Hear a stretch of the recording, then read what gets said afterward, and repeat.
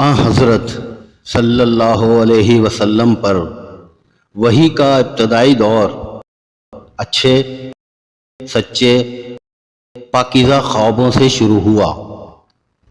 آپ خواب میں جو کچھ دیکھتے وہ صبح کی روشنی کی طرح صحیح اور سچا ثابت ہوتا۔ پھر من جانب قدرت آپ تنہائی پسند ہو گئے اور آپ صلی اللہ علیہ وسلم نے غار حرا میں خلوت نشینی اختیار فرمائی اور کئی دن اور رات وہاں مسلسل عبادت اور یاد الہی و ذکر و فکر میں مشغول رہتے،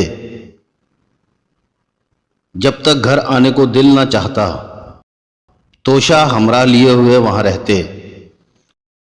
توشہ ختم ہونے پر ہی اہلیہ محترمہ حضرت خدیجہ رضی اللہ عنہما کے پاس تشریف لاتے اور کچھ توشہ ہمراہ لے کر پھر وہاں جا کر خلوت گزیں ہو جاتے۔ یہی طریقہ جاری رہا یہاں تک آپ پر حق منکشف ہو گیا اور آپ غار حرا ہی میں قیام پذیر تھے کہ اچانک حضرت جبریل علیہ السلام آپ کے پاس حاضر ہوئے اور کہنے لگے کہ اے محمد پڑھو۔ آپ فرماتے ہیں کہ میں نے کہا کہ میں پڑھنا نہیں جانتا۔ آپ صلی اللہ علیہ وسلم فرماتے ہیں کہ فرشتے نے مجھے پکڑ کر اتنے زور سے بھینچا کہ میری طاقت جواب دے گئی۔ پھر مجھے چھوڑ کر کہا کہ پڑھو۔ میں نے پھر وہی جواب دیا کہ میں پڑھا ہوا نہیں ہوں۔ اس فرشتے نے مجھ کو نہایت ہی زور سے بھینچا کہ مجھ کو سخت تکلیف محسوس ہوئی۔ پھر اس نے کہا کہ پڑھ۔ میں نے کہا کہ میں پڑھا ہوا نہیں ہوں۔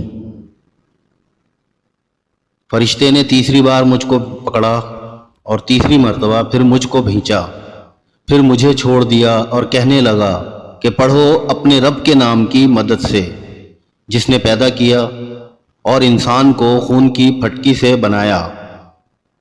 پڑھو اور آپ کا رب بہت ہی مہربانیاں کرنے والا ہے۔ پس یہی آیتیں آپ حضرت جبریل علیہ السلام سے سن کر اس حال میں غار حرا سے واپس ہوئے کہ آپ کا دل اس انوکھے واقعے سے کانپ رہا تھا۔ آپ حضرت خدیجہ کے ہاں تشریف لائے اور فرمایا کہ مجھے کمبل اڑا دو، مجھے کمبل اڑا دو۔ لوگوں نے آپ کو کمبل اڑا دیا۔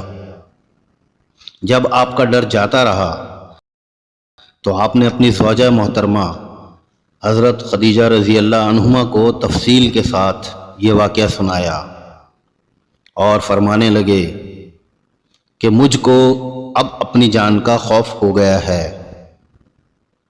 آپ کی اہلیہ محترمہ حضرت خدیجہ رضی اللہ عنہما نے آپ کی ڈھارس بندھائی اور کہا کہ آپ کا خیال صحیح نہیں ہے، خدا کی قسم آپ کو اللہ کبھی رسوا نہیں کرے گا۔ آپ تو اخلاق فاضلہ کے مالک ہیں، آپ تو کنبہ پرور ہیں،